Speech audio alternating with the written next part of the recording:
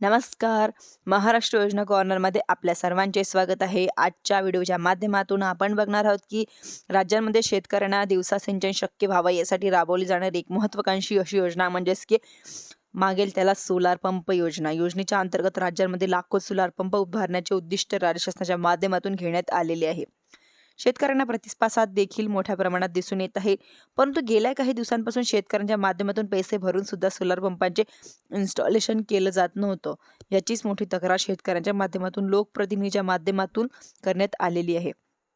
मुख्यमंत्र्यांच्या माध्यमातून work order निघाल्यापासून 60 दिवसाच्या आतमध्ये सोलार पंप लावणं, इन्स्टॉलेशन करणं हे अनिवार्य असल्याचं सांगितलं आहे. इन्स्टॉलेशन करणं, कंपनीला दंड आकारण्याचे सुद्धा यांच्या माध्यमातून निर्देश देण्यात आले आहे.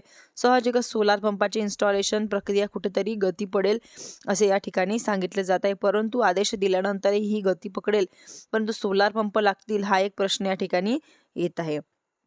मोठ्या प्रमाणामध्ये वेंडरचे पैसे थकीत असल्यामुळे या योजनेच्या अंतर्गत वेंडरच्या माध्यमातून मटेरियलचा पुरवठा असेल किंवा इन्स्टॉलेशन प्रक्रिया असतील किंवा अतिशय संतशा गतीने केलेलं दिसत आहे. म्हणजेच की प्रधानमंत्री कुसुम सोलार पंप योजना अंतर्गत कोटी रुपयाचा निधी वितरित करण्यात आलेला होता मागील त्याला सोलार पंप योजनेसाठी, आणि काही निधी उपलब्ध करून देखील आलेला होता. परंतु एकंदरीत ही योजना राबवण्यासाठी मोठा जो निधी आहे तो कुठेतरी बँकेच्या कर्ज स्वरूपामध्ये घेण्यासाठी मंजुरी देण्यात आलेली आहे. बँकेकडून कर्ज घेऊन योजनेसाठी जे निधी आहे तो देण्यासाठी राज्य शासनाच्या माध्यमातून मंजुरी देण्यात आलेली आहे.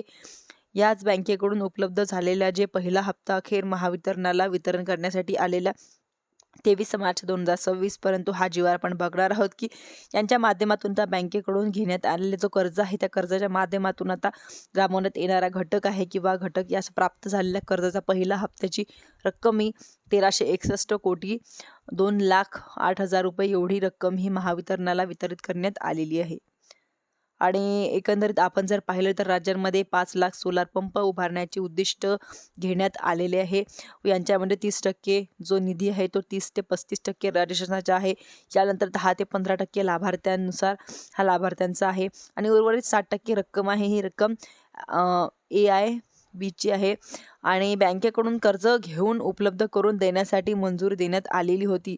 याच पार्श्वभूमीवर उपलब्ध करून कर्जाचा पहिला हप्ता वितरित करण्यात मंजुरी देण्यात आलेली आहे. एकंदरीत 1361 कोटी रुपयाचा हा जो निधी आहे, हा निधी महावितरणाला उपलब्ध करून दिल्यामुळे साहजिकच कंपनीची थकीत देणे असतील किंवा पूर्ण केली जातील. यामुळे आता योजनेच्या अंतर्गत जी काही रक्कम आहे ती पंपांची काम मंद गतीने सुरू होतील, कुठेतरी गती पकडतील. एकंदरीत आपण जर पाहिलं तर प्रत्येकाला निधीची आवश्यकता असते. याचप्रमाणे अतिशय मोठा असा निधी योजनेसाठी आवश्यक होता. यांच्यामध्ये तर अखेर करून देण्यात आलेला आहे.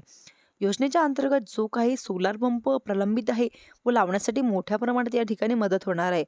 कुसुमच्या अंतर्गत सुद्धा जवळपास 60,000 पंपांचे इन्स्टॉलेशन काम बाकी आहे, ज्यांच्यामध्ये आता राज्य शासनाच्या माध्यमातून 2 GR निर्गमित करून निधी उपलब्ध करून देण्यात आलेले आहे. अनुसूचित जाती जमातीचा प्रवर्ग असेल किंवा करून देण्यात आलेला आहे. एकंदरीत आपण जर पाहिलं तर 31 मार्च 2026 पूर्वी जेवढे सोलार पंप इन्स्टॉलेशन केले जातील किंवा वर्क ऑर्डर काढल्या जातील तेवढे प्रयत्न राज्य शासनाच्या माध्यमातून केले जात आहे. एकंदरीत आपण जर पाहिलं तर 7 लाखापेक्षा जास्त पंप घेण्यात आलेले आहे, ज्यांच्यामध्ये प्रक्रिया आता एप्रिल 2026 पासून पुन्हा नव्यानं सुरुवात होणार आहे. धन्यवाद.